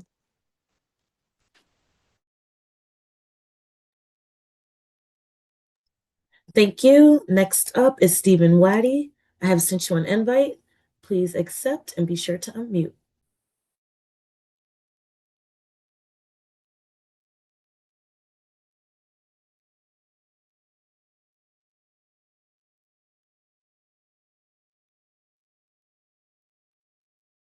You're still muted. Hello, everybody. Thank you all for hosting this. Thank you, Senator Alston Brooks. My name is Stephen Waddy. I'm the president of the Anne Arundel County NAACP, and we do support this mid-year redistricting. And we're looking for Elijah Lovejoy. We're looking for our John Brown.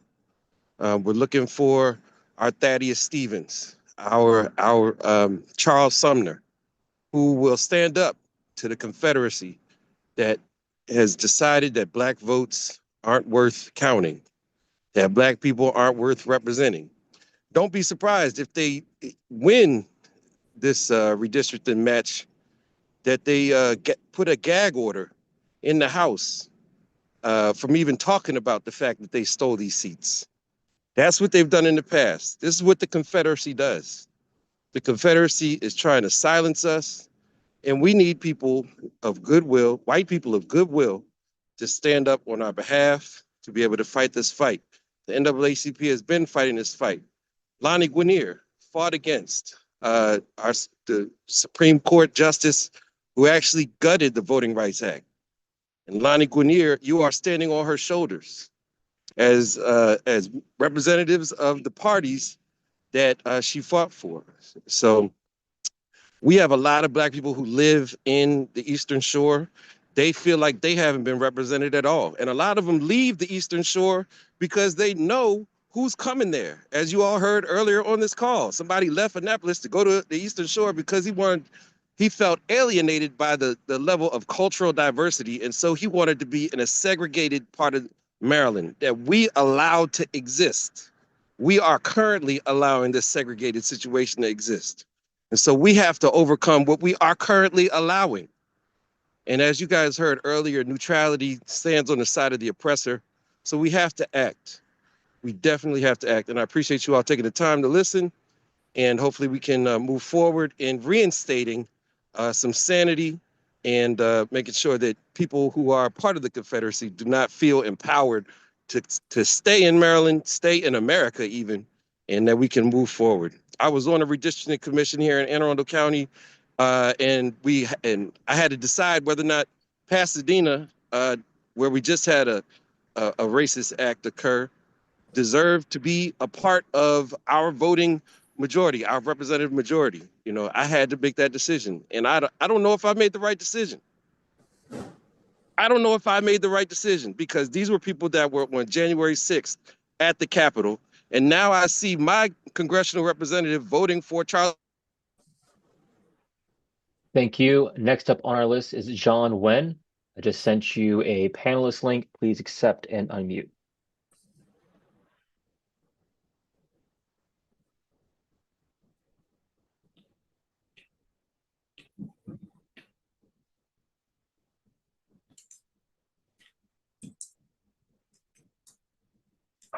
John, you're still muted.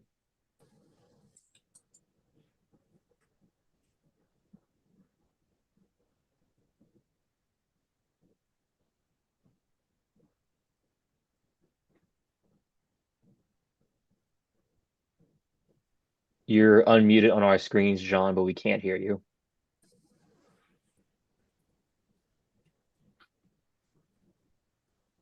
I have it as Jean. There you go. We can see you now, but we can't hear you.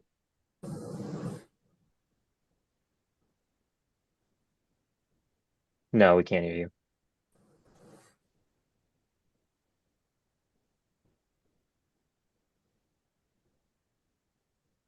We can move on to the next and come right back to Jean. Okay, our next speaker is Maisie Howard. I've sent you an invite. Please accept and be sure to unmute.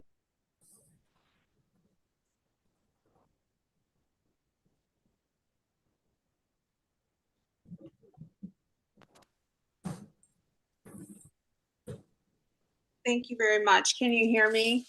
We can. Okay, thank you. Good evening, Chairwoman Elsa Brooks and Commissioners. My name is Maisie Howard. I'm from Southern Maryland in Anne Arundel County. I'm the founder of We Are Lothian and UniteForYouth.net, both organizations that look to champion the needs of the rural communities here in Southern Maryland. At this very hour, Maryland faces a litany of legal and funding attacks from our own federal government. Maryland must act. I urge this commission to move forward with the governor's redistricting plan and give Maryland an opportunity to protect and defend our state. I am an unaffiliated voter, and without being included in the commission or in the planning of this commission, I still see the urgency and the need to act. I still see the need for us to pursue this avenue. Thank you for your work on this critical issue, and I appreciate all the work that this commission is doing for Marylanders. Thank you. Thank you. Next up on our list is Theo Brown. And then after Theo, Jean Wen, I will call on you again. Hopefully your technical difficulties will resolve themselves then. Theo, I just sent you the panelist link. Please accept and unmute.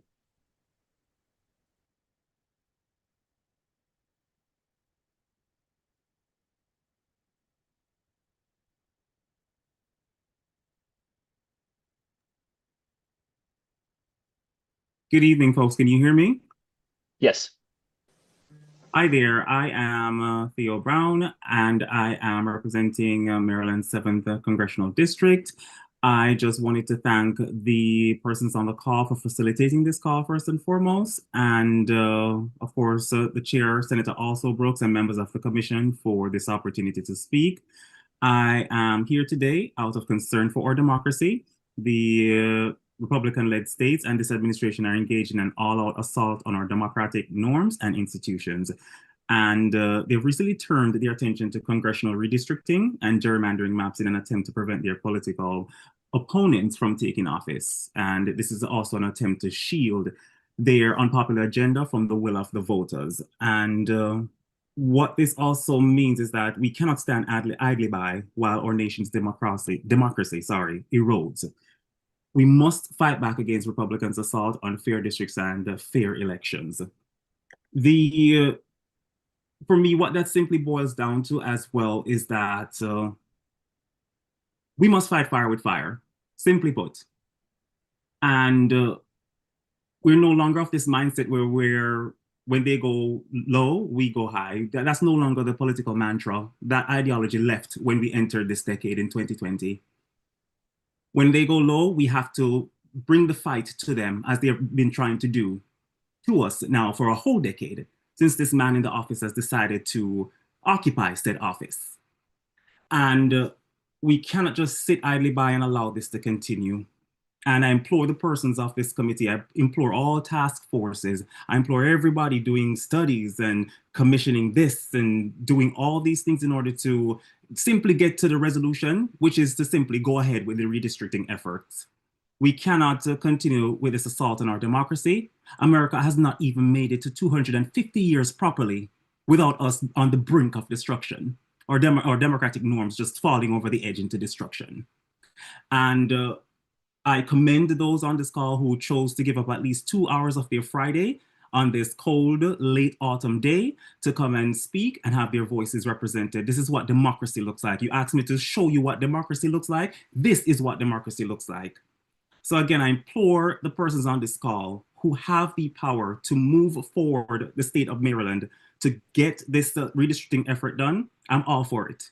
I'm all for it. The people in Baltimore County are all for it. And we want to see this done and done the right way. California and Virginia and a few other Democrat-led states cannot be the only ones taking the fight to the persons in power. I yield my time. Happy holidays. Be safe and warm. Thank you. Jean Wen, I'm going to promote you back to panelist now. Just sent you the link. Please make sure to unmute your microphone when you come in. And as Jean is doing that, we only have about 5 more speakers: Ravi Subramaniam, Andrew Kopczynski, Ed Trevor, Diana Conway, and Cynthia Miller. Okay. Jean, you're good to go.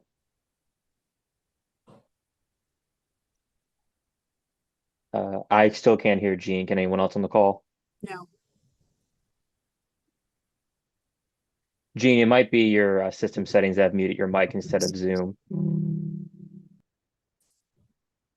No. No, we can't. You're muted. Try it now. No. No.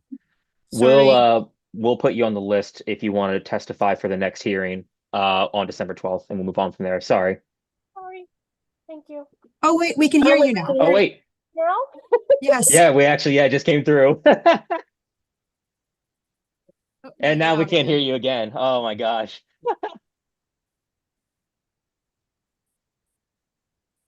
No, we'll have you on the list for the next meeting, Jean. Sorry about that. Sorry about that. Thank you. Next up, we have Ravi Subramaniam. I have sent you the invite. Please go ahead and accept and be sure to unmute your mic.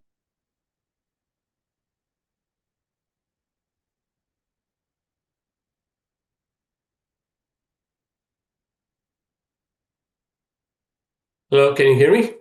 Yes. Hi, my name is Ravi Subramaniam. I live in Germantown, Maryland. I'm an environmental scientist who retired from the EPA recently. I'm testifying on behalf of Third Act Maryland. Thank you for allowing me to testify today. I'm in support of Maryland redistricting if we lawfully do so without race playing a part and without us diluting the voice of specific communities. I have arrived at this decision on the following grounds. First, I wish we were not pushed into this situation. If other states are going through a process of identifying mid-decade whether their districts have been drawn fairly, I don't see why Maryland should not do so. I see no reason why we should force ourselves into a different set of rules. And this is essentially Governor Moore's position, and I fully endorse it. Second, Maryland's action would be fully supported by the Supreme Court ruling of yesterday that drawing maps to maximize partisan advantage is supported. Third, we have aggressive mid-decade gerrymandering in Texas and other states, and inaction on Maryland's part to counter this move would send the wrong signal and therefore would be unfair. I do recognize concerns that Senator Ferguson has raised, but Senator, there is no risk-free political world, and in balance, the need to react is more important given the ramification of not doing so. The stakes are just too high. Finally, I'm heartened by the fact that the governor has embarked on a process that involves elaborate, extensive public participation. So in summary, I hope you will arrive at a decision to redistrict Maryland. Thank you again. Bye-bye. Thank you. Next up on our list is Andrew Kopczynski. Andrew, I just sent you the panelist link. Please accept and unmute. And to the commission members, after Andrew, we only have 3 more. If it's okay with you, we're going to see if we can get through those 3 by 6 o'clock rather than stopping to hand it back over to you guys, if that's okay. Okay, great.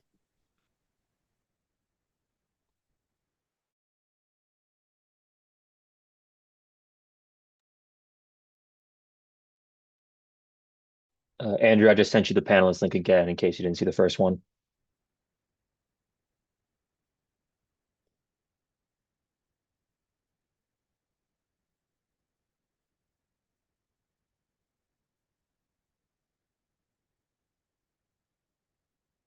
All right, we can move on to the next and try to circle back to Andrew. Next speaker that we have is Ed Trevor. Ed, I have sent you an invite. Please accept and be sure to unmute.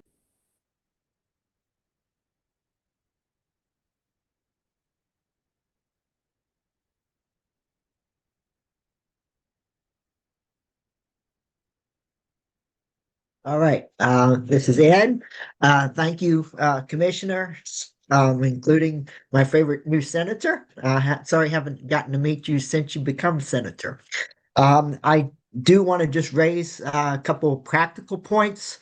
One is that Maryland is not as blue as we would like to think it is. We have recently voted for 2 Republican governors. Also, as far as the campaign for District 1, it is already going on. You have candidates who've been working and meeting with constituents across the shore and into Hartford County. So whatever you do, you're going to be upsetting that apple cart, and you may actually be helping Andy Harris in the long run. I do want to, and I'm definitely not for the convicted felon that's in the White House right now. But as long as he's not on the ballot, Republicans have not shown. And that has included the recently election where Acton Bain brought down his previous 22 points down into single digits. Whatever you do on redistricting, you may jeopardize where we are right now.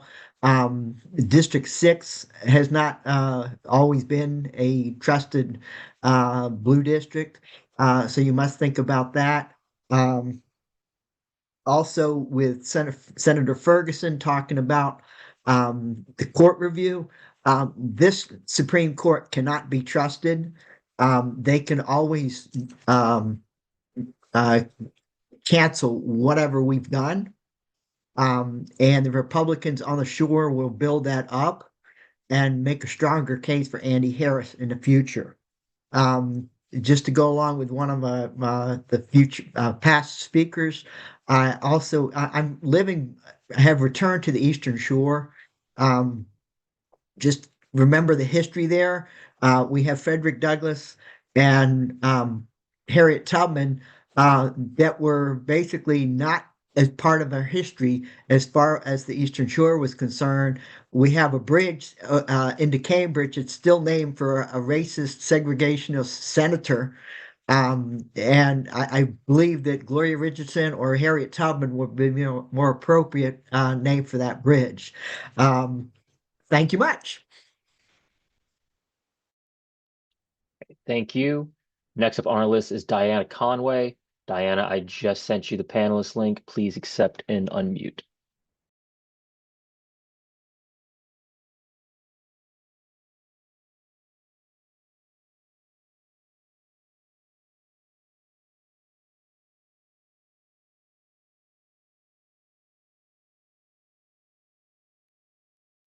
Good evening.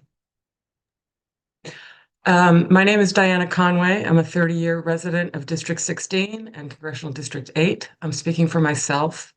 I'm a longtime civic activist and environmental activist. I'm a board member of the Montgomery County Women's Democratic Club, a multi-term trustee of the Maryland Environmental Trust, a member of Indivisible MoCo Women, a founding member of the Montgomery Countryside Alliance, proud supporter of my former state senator and attorney general and my new U.S. senator, and I've been a trustee of the Maryland State Democratic Party for many years, including under the tireless Yvette Lewis. I'm also the proud mom of a newly minted doctor and captain in the U.S. Air Force at Eglin Air Force Base. I'm here to urge the unqualified support of this body for redistricting because Democrats like us in trifecta states have to stop talking past each other.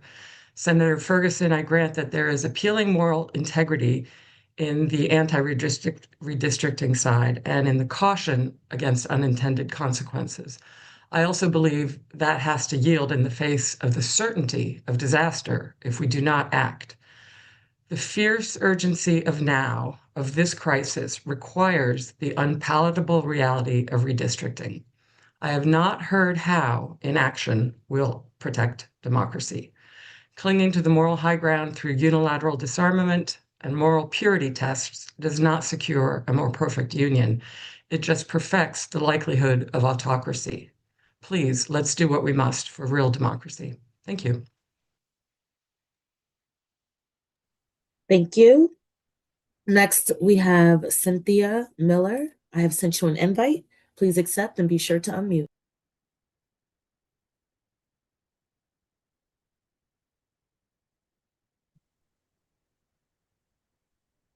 Good afternoon. My name is Cynthia Miller, and I'm a lifelong Marylander now living in Huntingtown for 40 years.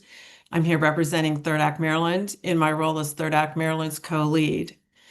Third Act Maryland's an organization of over 700 Maryland residents over 60, and we're deeply committed to addressing climate change, advocating for climate justice, and taking nonviolent actions to help ensure free and fair democracy for all. I'm here to express not only my own personal support, but go on record with Third Act Maryland's organizational support for moving forward with legislative redistricting plans. In normal times, I would oppose any redistricting for partisan purposes, but these are far from normal times. The dangers to our democracy, our communities, and our civil liberties are real and present.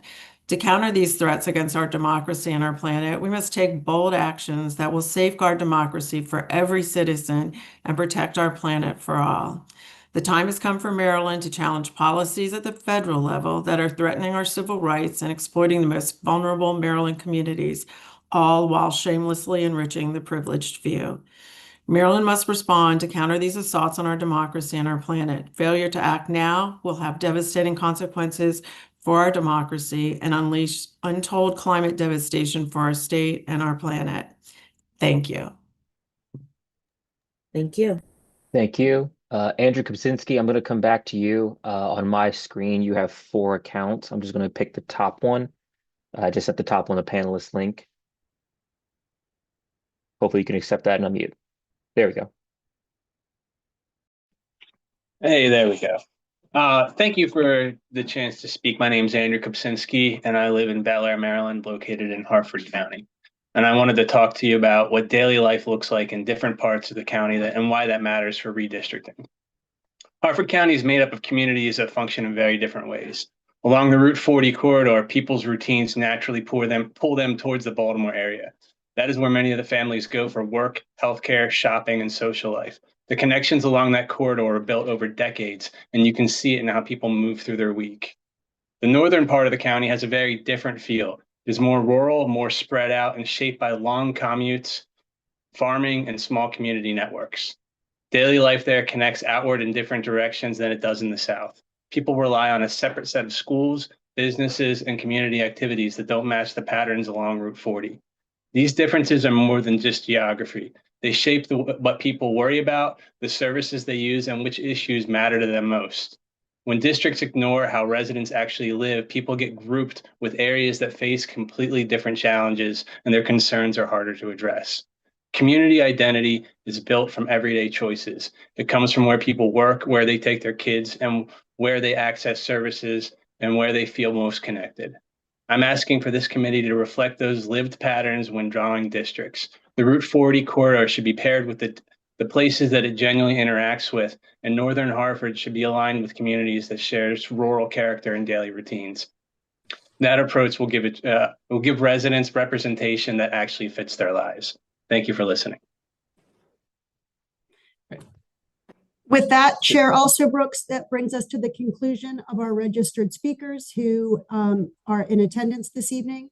And I will hand it back to you. Yes, well, thank you so much. First of all, to everyone who tuned in tonight to offer your views, we want to say thank you so very much for taking time out to participate, as well as those who tuned in to listen. We want to thank Marylanders so much for that. I want to thank the commission members as well for their participation tonight and for being a part of what is a really important process.